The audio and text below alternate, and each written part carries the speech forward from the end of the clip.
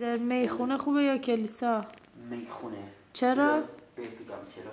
من یه روز رفتم کلیسا، خب تو کلیسا نشسته بودم، بعد یهو گوشیم زنگ میخوره، حواسم نبود بدارم مثلا یهو زنگش واسه زنگشم بلند بوده، بعد صاحب کلیسا من سرم داد میزنه، اون اطرافیان سرم داد میزنن، میگم چرا گوشت صداش بلند بود، بعد زیدی من که مامان اومده بود هی سرم قل میزنه، میگه چرا این کارو کردی؟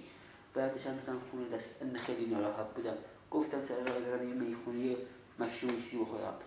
خب بعد رفتم میخونه، بعد یهو چند به اون اتفاق فکر کردم، خب بعد یهو چند مشروب خوردم دستم افتاد زمین، گفتم یا خدا الان همه من گم میدم، بعد یهو چشام بستم، بعد یکی اومد کنارم گفت داداش استرس نباشه باش، من از دستم میفته مشکلی نداره، میذاره بعد چی اومد اونجا تمیز کرد، اون صاحب بارم اومد گفت عیبی نداره و مشکلی نیست، اون اتفاقا من بغل کرد.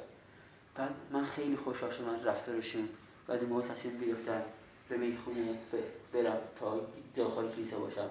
نتیجه اخلاقی چه بردارتون؟ نتیجه اخلاقی اینه که رفتارتون باعث میشه طرز زندگی یک فرد تغییر کنه. اگه کلیسا الان عرق خور شدی که اگه کلیسا سر من داد نمیزن میگم این نداره با گوشی فدای سرت، خب من هر روز به کلیسا میرفتم، اگه تو بار سر من داد میزن دیگه بار نمیرفتم. رفتار که بر دیگران خیلی مهمه، پس خوب رفتار کنید.